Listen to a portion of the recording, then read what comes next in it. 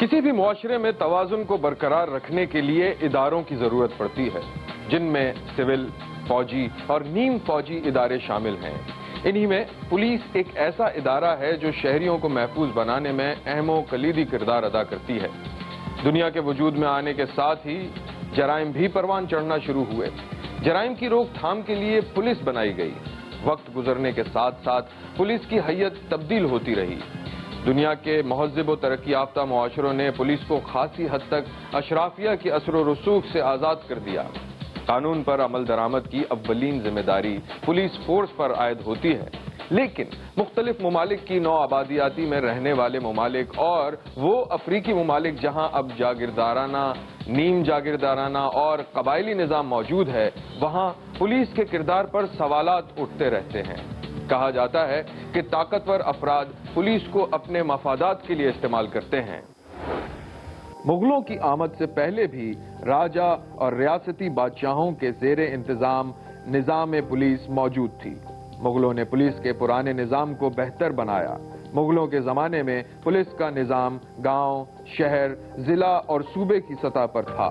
مغلوں کے زمانے میں شہری پولیس کا سربراہ کوتوال ہوتا تھا، جو پولیس کے ساتھ ساتھ شہری حکومت کی ذمہ داریاں بھی سنبھالتا تھا۔ مغل جس کو کوتوال کہتے تھے، وہ کوتوال آج کل کے آپ کہہ لیں کہ ایک پولیس کمشنر کی طرح ہی تھا، کیونکہ وہ جو بادشاہ یا گورنر کے جو کوٹیئرز ہوتے تھے ان میں اس کا مقام کافی اونچا تھا، اور وہ ڈیلی ادھر پیش بھی ہوتا تھا اور اپنی رپورٹ بھی دیتا تھا۔ مغل دور میں جو دلی کا جو کوتوال جو ہے وہ بہت امپورٹنٹ آدمی ہوتا تھا، اور وہ وہاں پر لا اینڈ آرڈر کو مینٹین کرنے کے لیے، امن و امان کو قائم رکھنے کے لیے وہ وہاں پر وہ پولیس تھی۔ ایک انفارمل بیسیکلی سسٹم تھا، لیکن اس کے ساتھ بہت سی فورس تھی جو اس کی مدد کرتی تھی۔ جب مغل سلطنت کا شیرازہ بکھرنا شروع ہوا اور انگریزوں نے بنگال، مدراس اور بمبئی میں پریزیڈنسی بنائی، تو انہوں نے ہندوستان میں پولیس کے مروجہ نظام سے کام چلانے کی کوشش کی، لیکن جب امن و امان کے حالات زمینداروں کے قابو سے باہر ہو گئے تو 1792 میں پولیس کا نیا نظام نافذ کر کے تھانے دار مقرر کر دیے گئے۔ اس نظام کے تحت ضلعی سطح پر داروغہ مقرر کیے گئے۔ 1843 میں جب سندھ ایسٹ انڈیا کمپنی کی عملداری میں آیا تو سر چارلز نیپیر نے رائل آئرش کانسٹیبلری کے طرز پر سندھ میں پولیس بنائی، جو فوج سے بالکل علیحدہ اور خود مختار تھی، تاہم اسے انگریز فوجی افسران ہی چلا رہے تھے۔ پولیس کا سربراہ انسپکٹر جنرل تھا اور ضلعی سطح پر سپرنٹینڈنٹ تعینات کیے گئے۔ تو ہمارے ہاں یہ ہوا کہ انگریزوں نے ایک نیا تجربہ کیا جب 1843 میں انہوں نے سندھ کو فتح کیا، تو سندھ کے بعد پھر 1849 میں پنجاب ہوا۔ تو یہاں پہ لیکن وہ 1829 والا پولیس ایکٹ نہیں لے کے آئے۔ یہاں پہ انہوں نے اس وقت بھی ان کا ڈسٹربنس تھی ناردرن آئرلینڈ میں، تو جو آئرش کنسٹیبلری والا ماڈل تھا وہ ادھر شروع کیا۔ 1849 میں پنجاب پر کمپنی کی حکومت قائم ہونے کے بعد یہاں بھی وہی نظام نافذ کیا گیا۔ انڈیا میں مکمل عملداری کے بعد 1861 کے پولیس ایکٹ کے تحت ملٹری پولیس ختم کر دی گئی اور آئی جی پولیس کی سربراہی میں ایک علیحدہ پولیس فورس قائم کی گئی۔ اس ایکٹ میں پولیس کے باقاعدہ درجہ بندی کرتے ہوئے آئی جی سے لے کر سپاہی تک کا ایک مربوط نظام وضع کیا گیا۔ اور 1861 کو ذہن میں رکھیں آپ کہ یہ 1857 کی جو میوٹنی تھی اس کے بعد یہ لا آیا تھا۔ اگر یہ میوٹنی نہ آتی اس وقت تو اس وقت بھی یہ پولیس ڈفرینٹلی آرگنائز ہوتی۔ 1861 کا جو قانون ہے بنیادی طور پہ کانسیپٹس وہی ہیں جو یو کے میں تھے، لیکن اس کو ڈیزائن ایسا کیا کہ اس کو ملٹرائز کر دیا، اور چونکہ وہ اس سے پھر علاقے کی میں جو اپرائزنگز ہوتی تھی یا ایک کالونی کو مینیج کرنے کے لیے آپ کو آرڈر کو مینٹین کرنا ہوتا تھا، آپ نے اسی کو فالو کیا، اور وہ 1861 کا قانون جو ہے وہ آج تک وہاں پر لاگو ہے پاکستان میں۔ اور بڑی جو انٹرسٹنگ بات یہ ہے کہ برٹش نے بھی جہاں پہ ان کے اپنے لوگ تھے اور آبادی زیادہ تھی وہاں پہ سٹیز کے لیے الگ سسٹم رکھا تھا، اور وہ اس کو کمشنریٹ سسٹم آپ کہتے ہیں، پولیس کمشنر ہوتا تھا، بامبے میں تھا اور اسی طرح سے اور کیلکٹا میں تھا۔ تو باقی جہاں پہ یورپین پاپولیشن نہیں تھی وہاں پر انہوں نے 1861 کا ایکٹ جو ہے اس کو لاگو کیا تھا۔ پولیس کی ایک ہائرارکیکل آرگنائزیشن جو بنائی گئی وہ اسی 1861 کی ایکٹ کی کنٹریبیوشن ہے۔ اب خرابی اس میں کیا ہوئی کہ چونکہ ان کا کلونیل پرپزز تھے اور ان کا سارا نظام جو ہے نا وہ گھومتا تھا around the office of the district magistrate, چاہے اس کو ڈپٹی کمشنر کہیں یا ڈسٹرکٹ میجسٹریٹ کہیں یا ڈسٹرکٹ کلیکٹر کہیں۔ اب اس لیے انہوں نے یہ کیا کہ جی ایک تو ہیرارکی بن گئی، آئی جی، D I G, S P, اور نیچے پھر یہ جو ہمارے اس وقت نان گیسٹڈ رینکس تھے، اور الٹیمیٹلی ایس ایچ او، اور پھر نیچے کانسٹیبل ہوئے۔ تو لیکن ڈسٹرکٹ لیول پہ انہوں نے یہ کیا کہ جی جو ایس پی ہے اس پہ general direction and control D C کا بھی ہوگا، سمجھ گئے؟ یعنی ایک اس طرح سے ہیرارکی بنی اور ایک ہاریزنٹل، جو کہ نارمل آرگنائزیشنل جو پرنسپلز ہیں ان کے خلاف چیز ہے۔ 20ویں صدی کے آغاز میں جب ہندوستان میں انگریزوں کے خلاف آزادی کی تحریکیں شروع ہوئیں تو انگریز حکمرانوں نے ان تحریکوں کو کچلنے کے لیے پولیس کو ہی استعمال کیا۔ 1919 میں جلیانوالہ باغ کے واقعے کے بعد پنجاب میں ہونے والی بدامنی پر قابو پانے کے لیے انگریز سرکار نے پولیس کو استعمال کیا۔ تو زیادہ اس کا کام جو 1861 ایکٹ کا وہ تھا to enforce the writ of the colonial government, not primarily to enforce the rule of law. قیام پاکستان کے وقت جہاں اثاثہ جات کی تقسیم عمل میں آئی، مسلح افواج کے افراد کو بھی اختیار دیا گیا کہ وہ جس مملکت کو چاہیں اس کی شہریت اختیار کر سکتے ہیں۔ اسی طرح سول بیوروکریسی اور دیگر اداروں کے اعلیٰ افسران اور دیگر افراد کو بھی اختیار دیا گیا۔ پولیس کے وہ افسران جو انڈین پبلک سروس کمیشن کا امتحان پاس کر کے پولیس کے اعلیٰ عہدوں مثلاً آئی جی، D I G, S P اور دیگر عہدوں پر فائز تھے، انہیں دونوں میں سے ایک مملکت کا اختیار دیا گیا، لیکن غالباً ایس ایچ او اور اس سے نیچے کی سطح پر معاملہ نہیں پہنچ سکا۔ اسی طرح پولیس کے اثاثوں کی تقسیم کا معاملہ بھی منظم انداز سے حل نہیں ہو سکا۔ جب پاکستان بنا اس وقت ایک بہت سٹرکچرڈ اور بہت سٹرانگ ایک لا انفورسمنٹ سٹرکچر تھا، ایک مشینری تھی، اور وہ پرانا ایک سسٹم تھا جہاں کے ڈپٹی کمشنر جو ہے وہ ضلع کا ہر چیز کا انچارج ہوتا تھا، اور اس میں وہ لا اینڈ آرڈر کا بھی انچارج تھا، اور وہ ایک جو ایس پی اور ڈی سی کے درمیان میں جو ایک ریلیشن شپ تھی وہ ایک ڈپینڈنگ پرسنالٹیز کے اوپر وہ جو ہے وہ ڈیلیور کرتا رہا۔ لیکن پرابلم اس وقت آئی جب پولیٹیکل گورنمنٹس یا آرمی کی گورنمنٹ بھی جب آئی، اس وقت کے جو رولرز جو ہیں ان کو یہ احساس ہوا کہ ہماری مرضی سے جب اگر ہم ایڈمنسٹریشن کو چلانا چاہیں اور رول آف لا کی نائسٹیز میں نہ جائیں، ہم لوگوں کے حقوق کی زیادہ بات نہ کریں، تو وہاں پہ آپ کو آبسٹیکلز آتے اگر آپ ایک ماڈرن لا لے کے آتے۔ تو اس ماڈرن لا کو آپ نے ایوائڈ کیا۔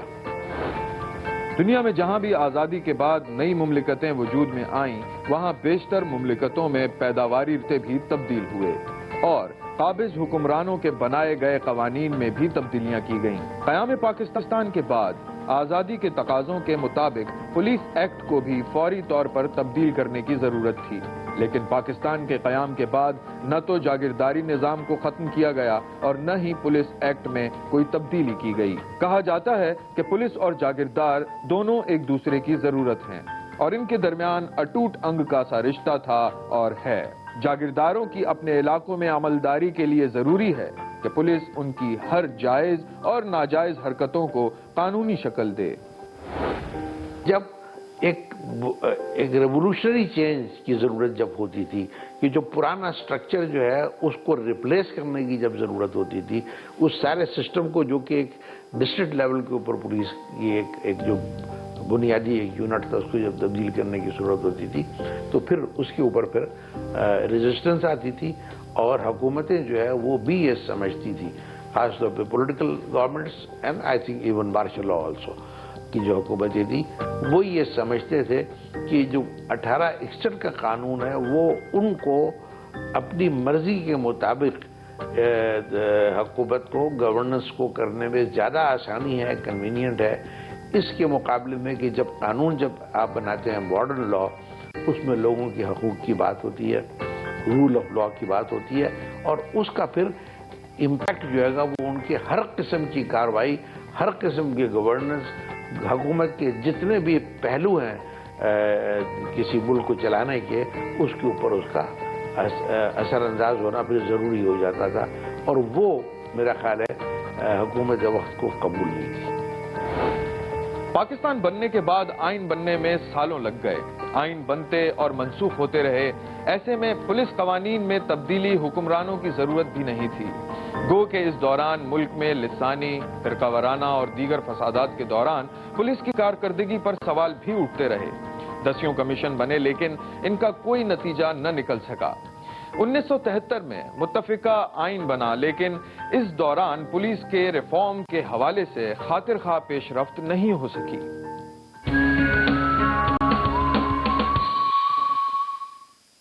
انگریزوں کا دیا ہوا پولیس ایکٹ 2002 تک جاری رہا۔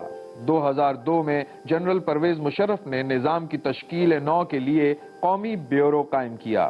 پولیس ایکٹ 2002 جن بنیادی اصولوں کے تحت بنایا گیا تھا اس کے تحت پولیس کو مکمل طور پر غیر سیاسی کیا جانا، پولیس کو انتظامی اور آپریشنل آزادی اور پولیس کے احتساب کے لیے شفاف نظام کی تشکیل شامل تھی۔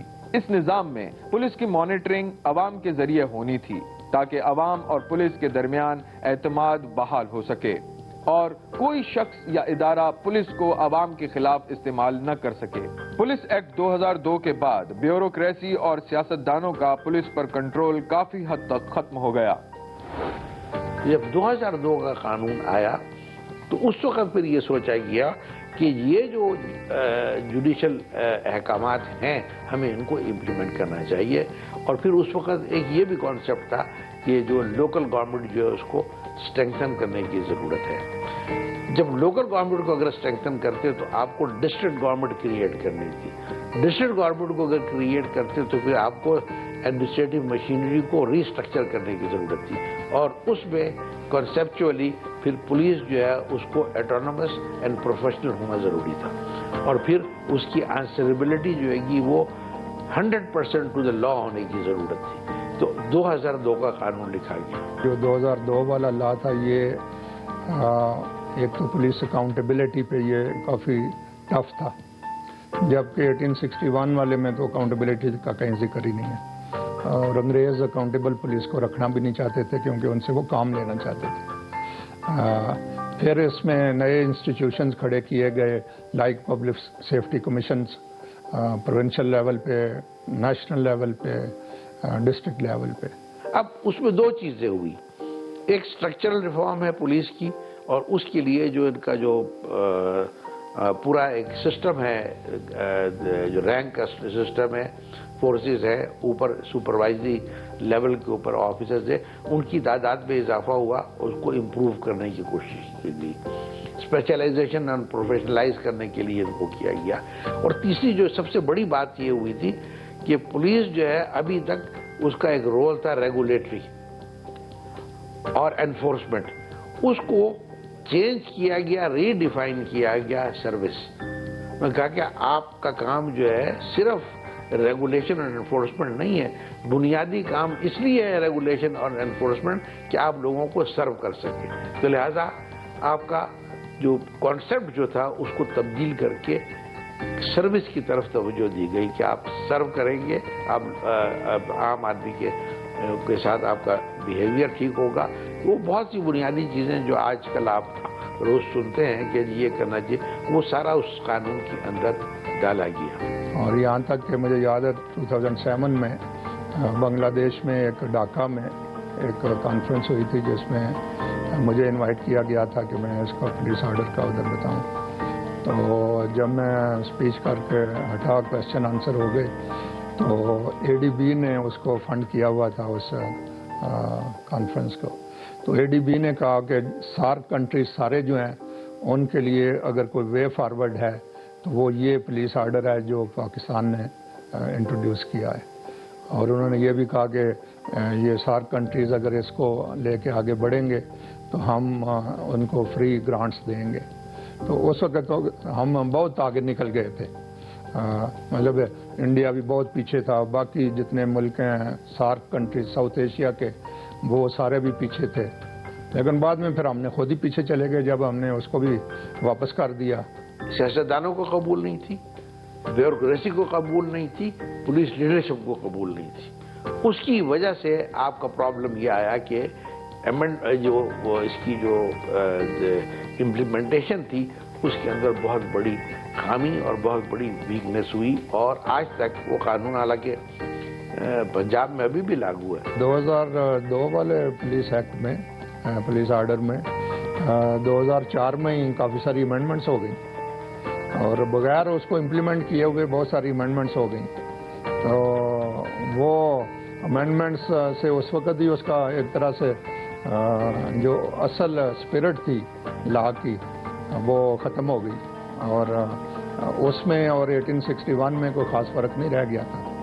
لیکن بعد میں بالکل ہی لاز ہی ختم کر دیے گئے.